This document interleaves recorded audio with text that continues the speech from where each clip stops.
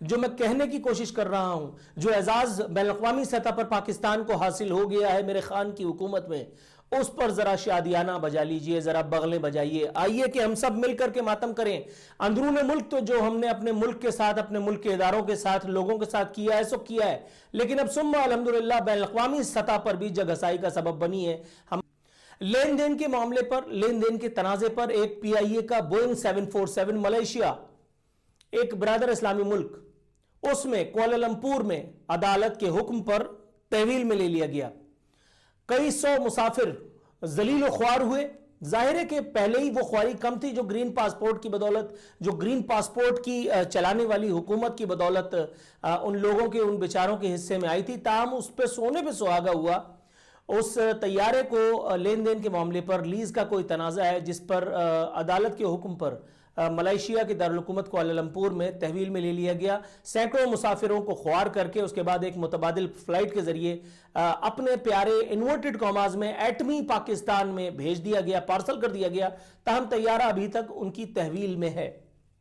دنیا میں ثم الحمدللہ یہ پہلی اور آخری حکومت ہے جس نے اپنے وزیر کے ذریعے نیشنل کیریئر پر، پاکستان انٹرنیشنل ایئر لائنز پر جو خودکش حملہ کیا، آنے والی کئی صدیوں تک اس نقصان کی تلافی ہم نہیں کر پائیں گے۔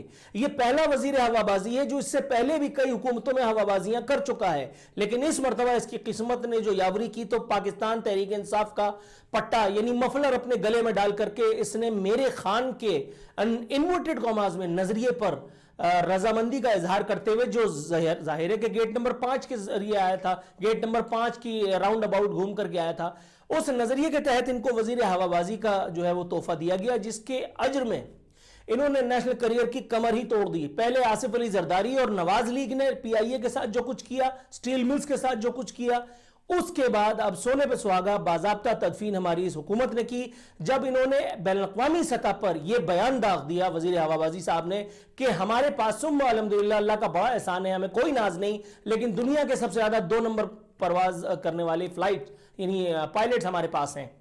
دنیا میں کہیں کوئی نظیر ایسی ملتی ہے؟ اس کا باقاعدہ ڈھٹائی سے، بے شرمی سے، بے حیائی سے، جس طرح اپنے باقاعدہ چیزوں کو ڈیفینڈ کیا جاتا ہے، 2 ٹکے کے لوگوں کے ذریعے سے اس کو ڈیفینڈ کیا گیا، جس میں منسٹر سے لے کر کے پارلیمنٹیرینز تک، پارلیمنٹیرین سے لے کر کے سو کالڈ سوڈو انٹلیکچوئلز تک جو مغرب کے بعد شراب پی کر کے ٹائٹ ہوتے ہیں، ان تمام نے میرے خان کے نظریے کے مطابق ڈھٹائی سے اسے کار خیر کا دفاع بھی کیا۔ ظاہر ہے کہ دنیا ان سب ہیل حجت کو تو نہیں مانتی۔ بین الاقوامی پروازوں پر جو پابندی لگی سو لگی، خطیر رقم جو ہمیں مل سکتی تھی منافع کی صورت میں، ہم نے اس سے ہاتھ دھویا، دنیا بھر میں پروازوں پر پابندی لگوائی۔ اس کے بعد پھر ایک وزیر کی خواہش پر ہم نے ایک برٹش کیریئر کو پاکستان میں آ کر کے ہم سے اربوں روپے کمانے کی اجازت دی۔ یہ دنیا میں کسی حکومت میں ہوا ہے؟ لیکن ہم نے کیا ثم الحمدللہ۔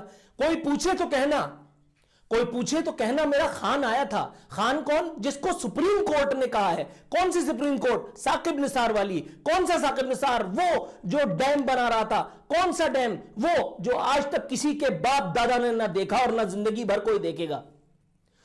وہ میڈیا آؤٹلیٹس، وہ میڈیا یعنی آرگنائزیشنز جو اپنے لوگوں کو تنخواہ نہیں دے رہی۔